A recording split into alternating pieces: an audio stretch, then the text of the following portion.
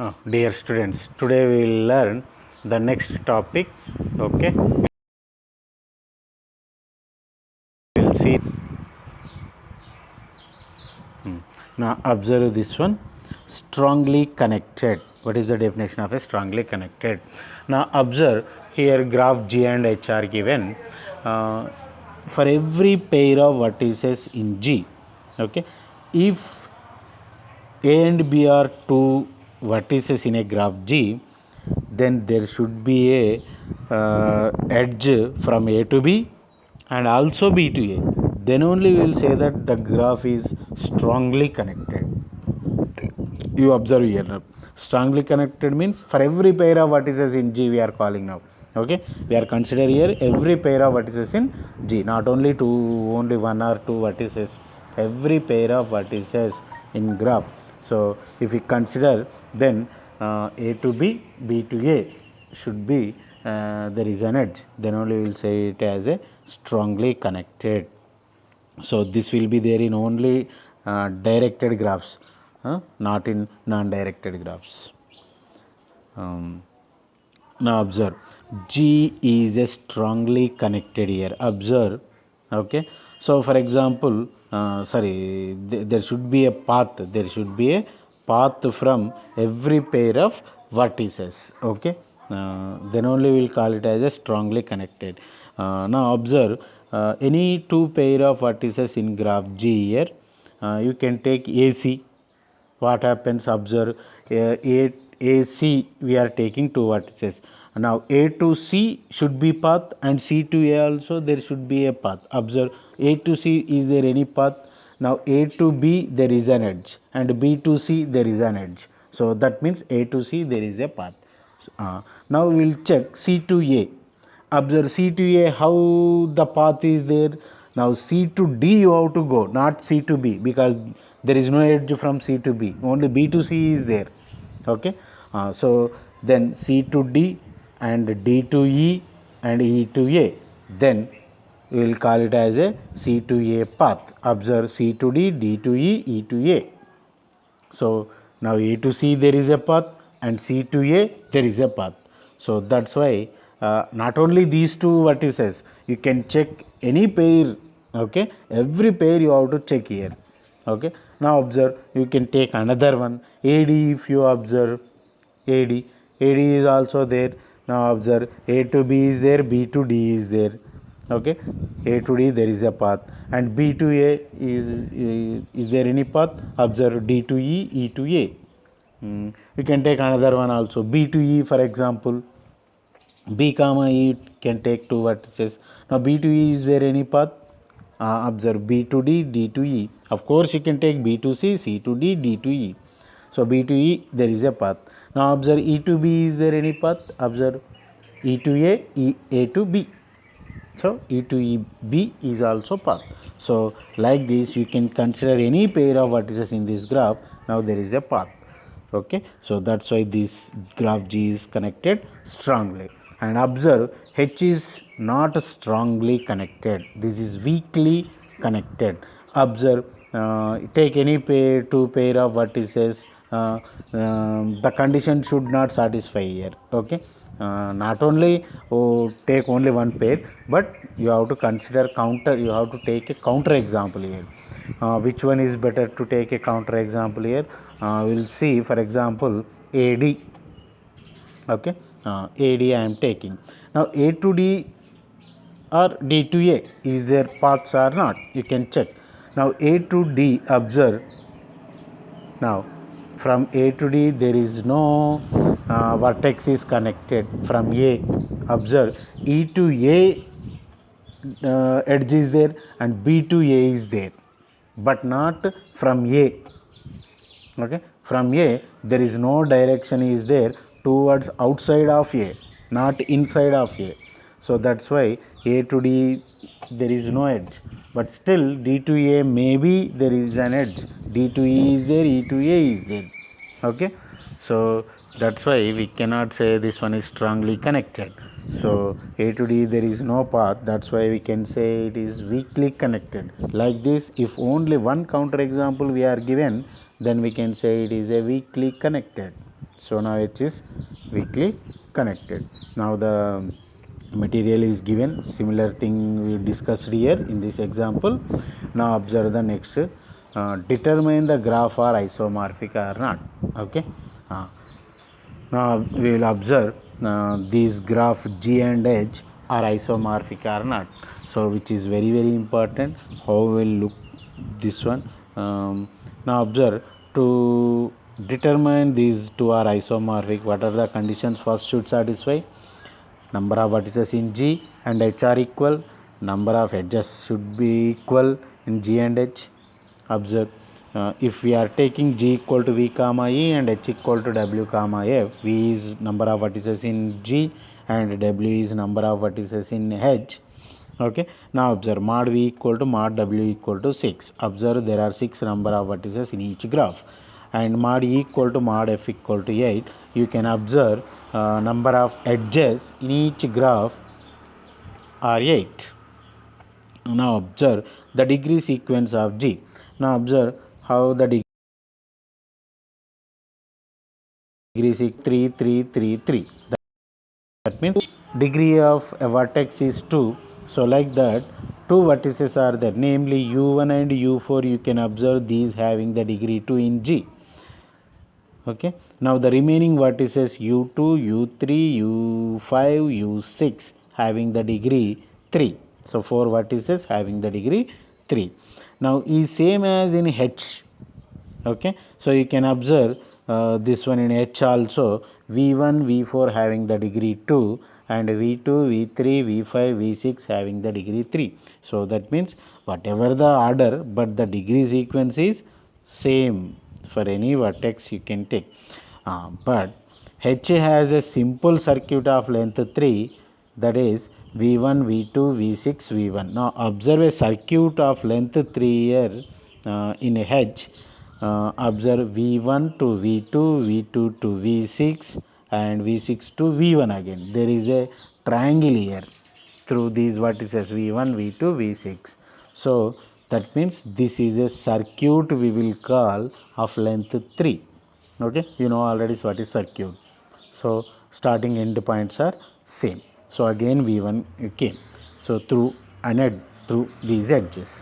Now here the circuit of a length 3 is having an edge. In what about G? You can observe in G there is no simple circuit of length 3. Observe here, there is no triangle, of course.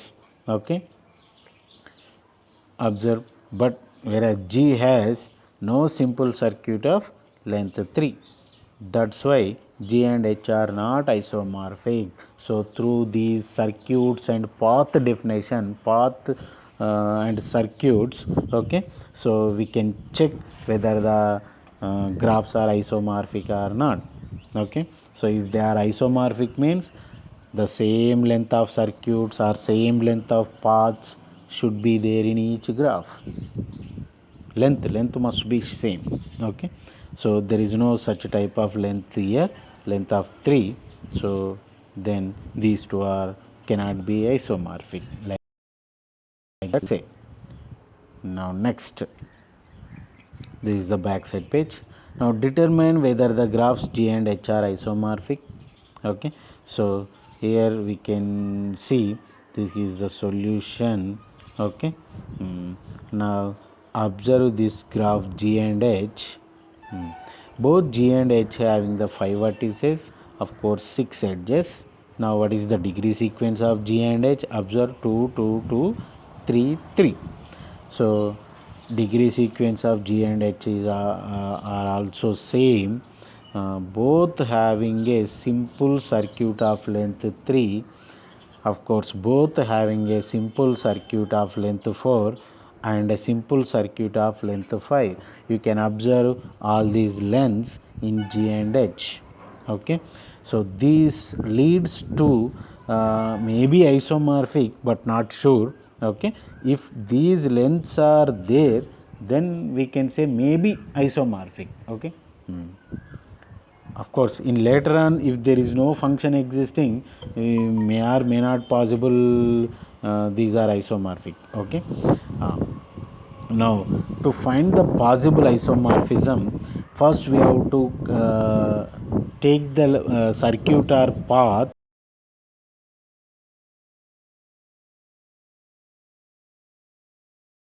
all G1 G and H have a simple circuit of length 5 is already there. So we have to consider that length here. Observe U1, U4, U3, U2, U5 in G. Now observe the graph in G. Observe graph G here now. U1, take vertex U1. From there U4 there is an edge. Okay. From U4 to U3, then U3 to U2, then U2 to U5. Okay. Now observe this one. Again we can go U1. Now observe U1, U4, U3, U2, U5, and again we will go for U1. Now this is a circuit of length 5. You can observe 1, 2, 3, 4, 5. Again we are coming to 5. 1 U1. So length 5 is there. So this is a sequence of vertices, and of course in H you can observe like this length 5 circuit is there or not. Now where we will start, you can start anywhere. If you come there, for example we are saying V3, V3 we are starting here, V3 to V2, V2 to V1, V1 to V5, V5 to V4, again V4 to V3. So there is a length of a circuit 5, okay, in H. So these two having the lengths of circuits of length 5, so it may leads to isomorphic. Then we can define a mapping F such that these should be map. Okay. So where we have to map now, in this sequence how it is looking like that, we have to match the same in that way only you have to match. Observe, if we match U1 with V3, what will happens? F of U1 equal to V3 if we are matching. Then observe here, if we are matching U1 with V3, I mean image of this U1, then degree of U1 how much is there, then the same degree should be there for V3. Now for U1, what are the adjacent vertices are there, they having how much degree, then V3 having the adjacent vertices, they should have also same degree. Okay. Observe that clearly. So now U1 is matching with V3, U1 is in G and V3 is in H. Now what is the U1 having the degree? 3. Now what is V3 having the degree? Is same. So you can match U1 to V3. Observe, now what are the adjacent vertices of U1 here? Observe clearly in G1, U3, U4, U5 are the adjacent vertices, and all those vertices having the degree. Observe U3 is 3, U4 2, U5 3. Now in the same way, what are the adjacent vertices of V3 here? You have to check. What are the adjacent vertices? U1, V1, V2 and V4. Okay, these are the adjacent vertices for V3. Now observe, one vertex should have degree 3 and remaining two vertices have degree 2. Similarly, for V1 is degree 3, V2 and V4 having the degree 2. Like that you have to match. Then U1 is clearly matched, U1 to V3. Then go for V4. V4 we are matching with V2. Then you can check like this in the same way for U4 and V2. Similarly, you match U3 to V1, U2 to V5 and U5 to V4. You have to clearly all these you have to check by manual only, by seeing the graph only. Okay, so we cannot have any rules for this one. So manually you have to check all these things. Now we can show if is an isomorphism for verifying the adjacency matrices of G and H. Okay, so in the previous example we are finding the adjacency matrices. So similarly for G and H graphs, here also you have to find out adjacency matrices. Then adjacency matrix of G and adjacency matrix of H compulsory here same. So then we can say here these graphs are isomorphism. Okay, now counting the paths. Okay, how many number of paths are there in a graph? Okay, this is the definition given to find out the number of paths in a graph, okay, of particular length. Now there is an example given here. How many paths of length 4 are there from A to D in a simple graph G? Now besides that, there is a graph G is given. A, B, C, D are the vertices, and of course edges are there. Now what we have to find out? Length 4. Okay, you have to find out from A to D only, particularly from A to D. Now you have to find out the adjacency matrix of this G with the ordering A, B, C, D, whatever the order you can take, no problem. So generally we are taking here sequentially A, B, C, D. So A, the adjacency matrix we are finding. A to A there is no edge, that's why putting 0. A to B, there is an edge 1. So A to C there is an edge. A to D there is no edge directly. So now B to A 1, B to B 0, B to C 0, B to D 1, like that. C to A 1, C to B 0, C to C 0, C to D 1, D to A 0, D to B 1, D to C 1, D to D 0. Okay, so that's why we are putting like this. Now the adjacency matrix we are finding. Then you have to find out A power 4. Why? Because we have to find out the length of 4. So if length of 5 you want to find out, you have to find out A power 5. Length 3 you have to find out A cube, like that. Which length you have to find out, then A power that particular number you have to find out. Okay, now you know matrix multiplication, simple matrix multiplication. Find out A square, A cube, A power 4 up to A power 4. Now observe, we are getting A power 4 like this. Now here you have to check, you have to find the path here A to D only. Now observe, in this one A to D element. A to D means, A means what we are taken in A, first row. D means fourth column. So A to D means first row and fourth column element. What is that one? Clearly you can see here 8. Okay, A comma D element is 8, or 1 comma fourth element in A power 4. Now that number gives you exactly paths of length 4. Okay, so how many paths are there now? Exactly 8 paths of length 4 from A to D, from the vertices A to D. Okay, that is the answer. Thank you.